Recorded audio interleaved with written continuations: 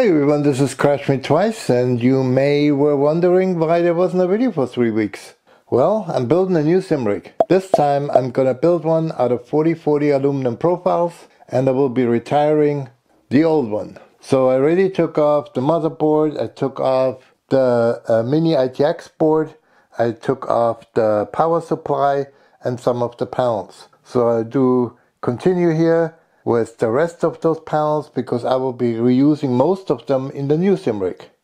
What I'm not going to be using right now is the tech assembly. This will go for right now just into storage, and if I feel the need for it, then I can always make some sort of a mounting solution for those in the new sim rig. Right now I'm going to finish this up here and get this all off, and then I can put that one aside into storage and work on the new sim rig.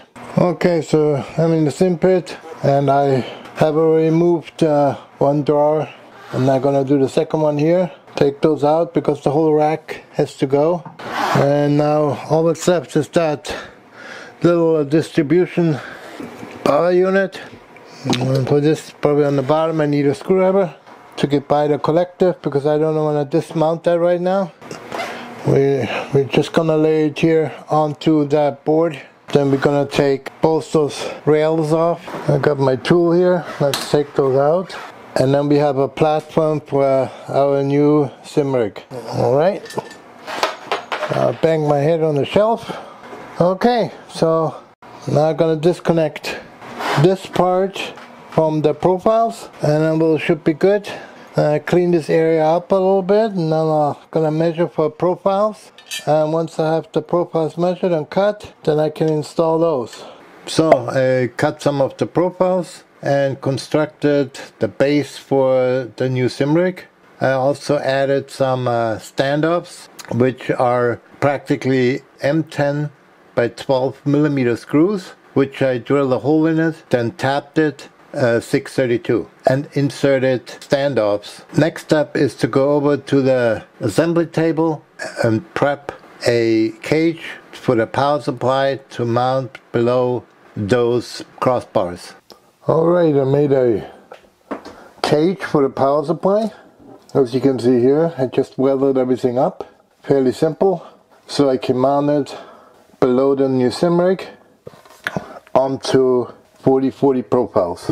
I will be reusing my EVGA 1600 watt power supply. I made a little dust filter for it, and it simply slides in here, and that's it for that cage. I also slotted that cage here.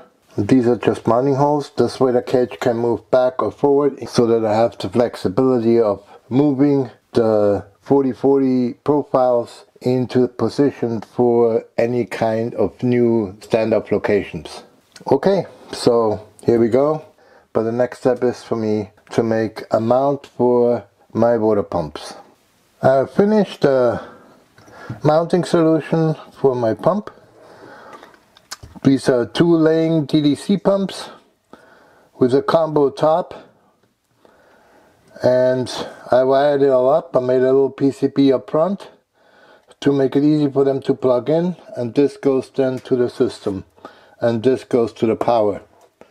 So pretty simple to make. I made this from a piece of marine board, black marine board, which I still had as a scrap piece, and then I made a bracket, and I sunk that bracket in a little bit into the marine board.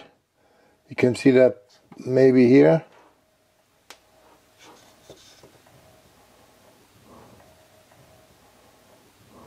2 holes to mount it to the posts here, which are 4040s. I machined 2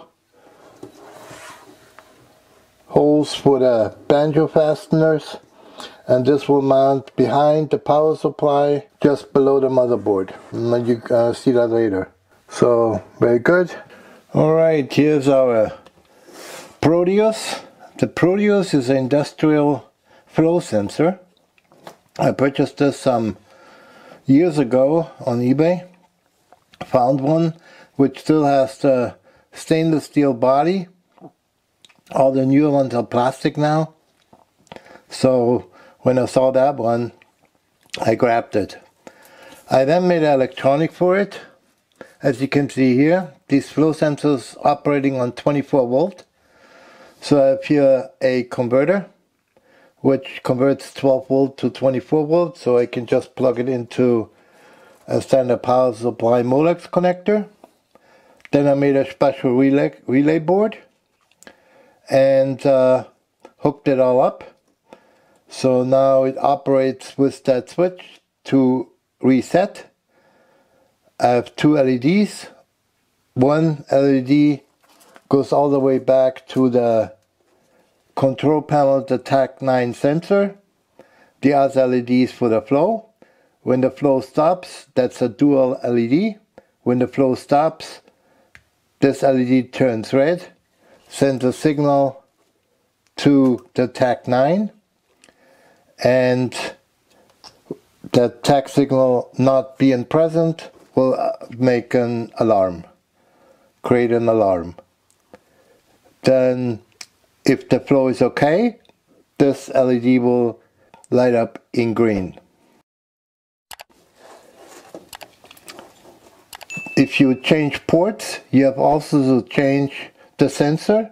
So I made some very cool little plugs so I can just reverse it if needed. And that's pretty much all there is to it.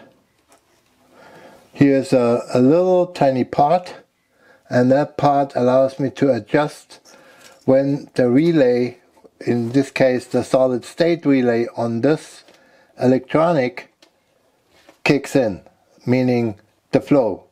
So this will indicate this one in a red or in green status. If it goes be above a certain amount of flow, this will turn green. If it goes below that or stops, this will turn red and issue an alert to the TAC scan, which then puts out an audible alarm. And that's all there's to it. It's fairly simple, and I made some mounts here from just ABS plastic, as you can see here, and I drilled 2 new holes which gonna go and mount to the profile in the new sim rig. Now we can continue with the build and get going on that. Okay, back in the sim pit. I now installed the cage for the power supply, as you can see here. I've also installed the Proteus, the flow sensor, and my reservoir from the old sim rig. Below that construction you can see the radiators.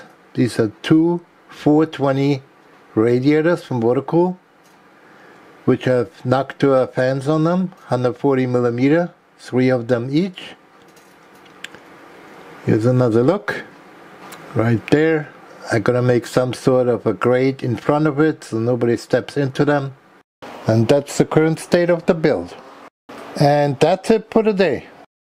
So next time I continue to work on this, and the Forster mod has to wait a little bit until my new rig is up and running.